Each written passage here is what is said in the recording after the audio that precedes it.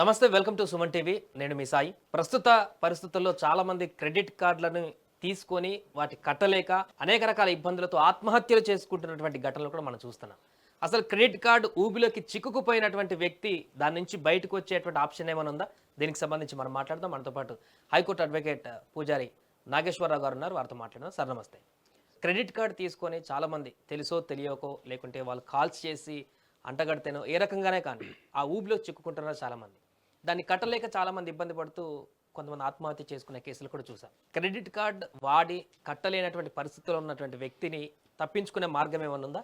ఇప్పుడు నేను అందరికీ చాలా స్పష్టంగా ఏం చెప్తున్నా ఏంటంటే క్రెడిట్ కార్డు వాడి లేకపోతే పర్సనల్ లోన్లు తీసుకొని తప్పించుకోవడం అనడం కాదు. దాన్ని మనం తప్పించుకోవడం అంటే జనాలకు రాంగ్వే వెళ్తుంది. అంటే ఆల్టర్నేట్ సోర్స్ ఆల్టర్నేటివ్ సోర్స్ ఏముంటుంది అంటే ఏ కారణం చేతనైనా మనం క్రెడిట్ కార్డులు కానీ పర్సనల్ లోన్ కానీ కట్టలేని పరిస్థితి ఉన్నప్పుడు ఓకే, ఎన్నో సందర్భాలు చెప్పిన ఏంటంటే ఏ వ్యక్తి కూడా కట్టద్దు అనుకోడు. ఎప్పుడు ఏ లోను కానీ ఏ క్రెడిట్ కార్డు కానీ కట్టద్దు అనుకోడు.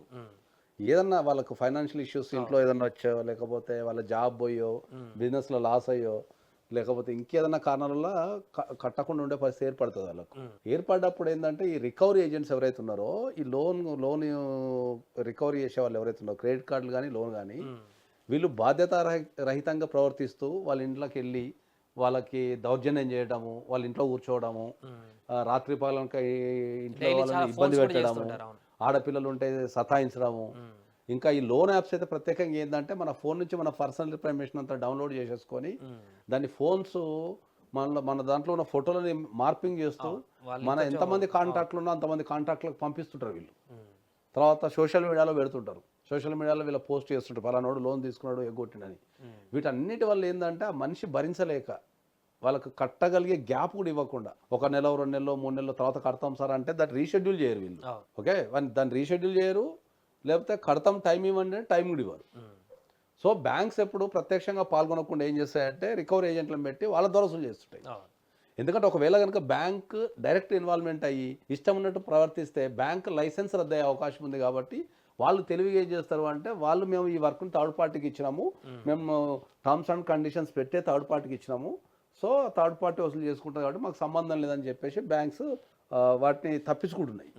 క్రెడిట్ కార్డులు కానీ లేదంటే పర్సనల్ లోన్స్ కానీ మీరు కట్టలేని పరిస్థితి కనుక ఉంటే ఓకే, మీరు ఎవ్వరు కూడా ఆత్మహత్య చేసుకోవద్దు, లేకపోతే పారిపోవటము, ఇబ్బంది పడటము, లేకపోతే కొట్టడాలు తిట్టుకోవడాలు ఇలాంటి ఏం చేయకుండా మీరు కోర్టులో కనుక ఇంజంక్షన్ ఆర్డర్ కనుక వేసుకుంటే కోర్టు మీకు టైం ఇచ్చే వెలుసుబాటు ఉంది. ఓకే, దీంట్లో కూడా అందరూ ఏం చెప్తారు ఏంటంటే మీకు ఈ క్రెడిట్ కార్డులకు పర్సనల్ లోన్లకు సంబంధించిన విషయాలు ఏం చెప్తారంటే ఏంటంటే జనరల్గా ఆ ఆర్డర్ ఇచ్చినా కూడా చాలా మంది ఇది ఆర్డరే కాదనో లేకపోతే ఇది ఇన్వాలిడ్ అనో అంటారు. థర్డ్ పార్టీ ఏజెన్సీ వాళ్ళు ఎందుకంటే క్లయింట్కి లీగల్ నాలెడ్జ్ ఉండదు కాబట్టి థర్డ్ పార్టీ ఏజెన్సీ వాళ్ళు చెప్పే అవకాశం ఉంటుంది. జనరల్గా ఏంటంటే ఇప్పుడు కోర్టుకి వెళ్ళి నువ్వు అప్లై చేసుకుంటున్నావు, సో బ్యాంకులో నాకు ఇంత లోన్ ఉంది, నేను కట్టలేని పరిస్థితి ఉంది, సో నాకు కట్టడానికి నాకు టైం కావాలి కాబట్టి నాకు టైం ఇవ్వండి అని చెప్పేసి నువ్వు కోర్టులో నువ్వు అప్లికేషన్ వేసుకుంటావు. కోర్టు అదంతా చదివి పరిశీలించిన తర్వాతనే దానికి ఒక నెంబరింగ్ ఇస్తుంది, తర్వాత మీకు ఒక ఆర్డర్ కాపీ ఇస్తుంది. ఆ ఆర్డర్ కాపీ తీసుకెళ్ళి మీరు బ్యాంకులకు కానీ లేకపోతే కోర్టు కూడా బ్యాంకులకు పంపిస్తుంది. కోర్టు నుంచి కూడా వీళ్ళకి ఆర్డర్ కాపీ బ్యాంకులకు వెళ్ళిపోతుంది.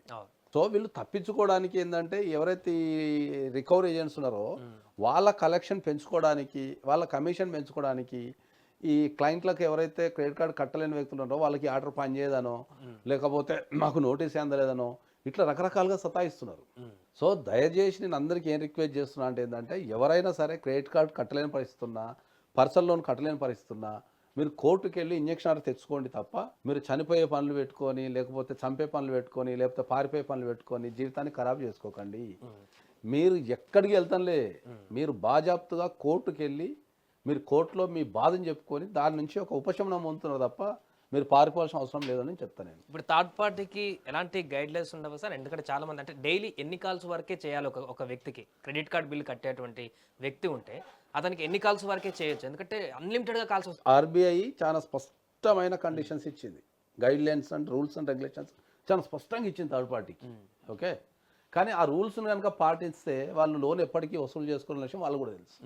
ఎందుకంటే పర్టికులర్ టైంలోనే ఒక పర్టికులర్ టైంలో ఇంటికి వెళ్ళాలా, ఆ ఇంటికి వెళ్ళే ముందు ఇన్ఫర్మేషన్ ఇవ్వాలా, ఇన్ఫర్మేషన్ ఇచ్చి వాళ్ళని రిక్వెస్ట్ చేసుకోవాలా, అంటే వాళ్ళకి ఇన్ఫర్మేషన్ ఇవ్వాలి అంతే. సార్ మీరు లోన్ పెండింగ్ ఉంది సార్ మీరు లోన్ కట్టండి అని చెప్పి ఇన్ఫర్మేషన్ ఇచ్చి వెళ్ళిపోవాలా తప్ప అక్కడనే కూర్చుంటా అని అనుడు తిట్టుడు కొట్టుడు అన్ని చేయొద్దు ఎప్పుడు అది కాదు, ఇంకా చాలా మంది కాల్స్లలో కాల్స్ కూడా అంతే మిత్రులు కూడా చెప్పింది ఏంటంటే చాలా మంది అవును మీ మీద కేసు పెడతాం, చాలా లీగల్ గా చాలా సఫర్ అవుతారు, మీరు ఇబ్బంది పడతారని బెదిరించినట్టుగా కాల్స్ చేశారంట చాలా మంది. ఇప్పుడు వాళ్ళు అలాంటి కేసు పెట్టుకోగా ఎవరు వద్దన్నారు దాన్ని బెదిరించడం ఎందుకు ఆ పరిస్థితుల్లో చాలా మంది ఇప్పుడు కేసు పెట్టుకోగా ఎవరు వద్దన్నారు దాన్ని ఇబ్బంది బెదిరించడం పడుతూ మానసిక ఇబ్బంది పడుతూ ఈ ఆత్మహత్యలకు వెళ్ళేటువంటి నేను అదే పరిస్థితి కొంచెం అంటున్నాను సెన్సిటివ్ ఉన్న సార్. ఆ పీపుల్స్. కేసు పెట్టుకోగా వాళ్ళని ఎవరు ఆపారు ఒక బ్యాంక్ ఒక వ్యక్తికి అప్పిచ్చింది అనుకుందాం అప్పు వసూలు చేసుకునే క్రమంలో కేసు పెట్టుకోమని చెప్పండి ఎవరు ఆపారు వాళ్ళని ఎవరు ఆపటం వాళ్ళని వాళ్ళకు కేసు పెట్టుకునే వెలుసుబాటు లేదు కాబట్టి వాళ్ళు ఏం చేస్తున్నారు ఈ దౌర్జన్యానికి పాల్పడుతున్నారు వాళ్ళకి నిజంగా లీగల్గా వసూలు చేసుకునే అధికారమే ఉంటే వాళ్ళని కేసు పెట్టుకోమని చెప్పండి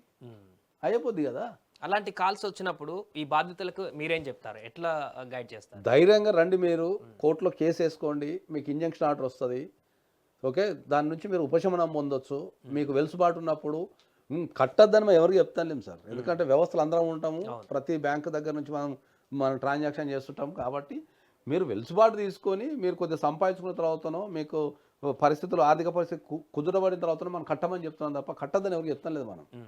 మనం ఏం చేస్తున్నామంటే ఓన్లీ టైం కొంటున్నాం. కోర్టుకు వెళ్ళడం ద్వారా ఏంటంటే 1 year 2 years 3 years 4 years based on the situation based on the claims మనం టైం తీసుకుంటాం అంతే. మనం కట్టద్దు అని మనం ఎవరికి చెప్పాం.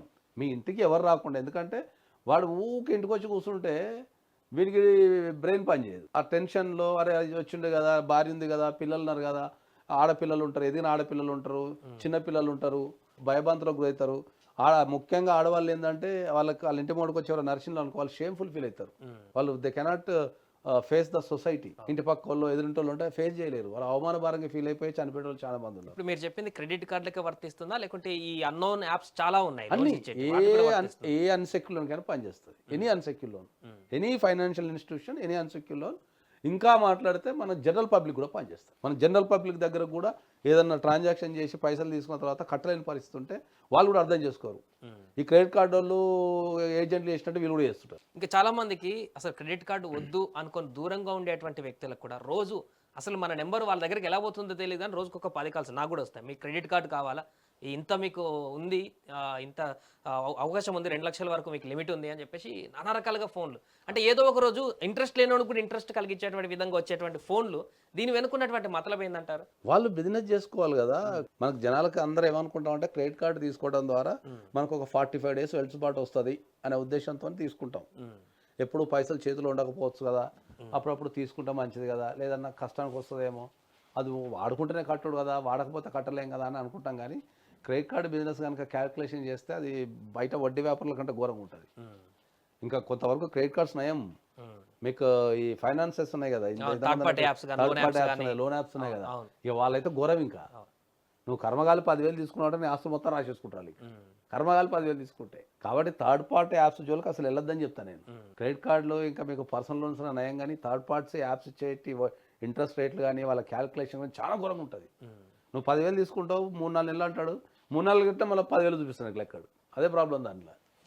సో మొత్తానికి ఇది క్రెడిట్ కార్డ్ తీసుకొని పర్సనల్ లోన్ తీసుకొని ఎవరైనా ప్రస్తుత పరిస్థితుల్లో కట్టలేని పరిస్థితుల్లో ఇబ్బందులకు గురైనట్లయితే అది మెంటల్ టెన్షన్ తీసుకొని అఘాయిత్యాలకు పాల్పడడం కంటే ముందు కొంత లీగల్గా ఆలోచిస్తే, ఇలాంటి నాగేశ్వరరావు గారు లాంటి వారి చెప్పినటువంటి సజెషన్లు పాటిస్తే కొంతకాలం వరకు వెసులుబాటు ఉంటుంది, మిమ్మల్ని ఎవరు వేధించకుండా అడ్డుపడేటువంటి అవకాశం కూడా ఉంటుంది అనేటువంటి విషయాన్ని అయితే వారు చెప్తున్నటువంటి పరిస్థితి. ఇది వాళ్ళ స్పెషల్ డిబేట్. చూస్తూనే ఉండండి సుమన్ టీవీ.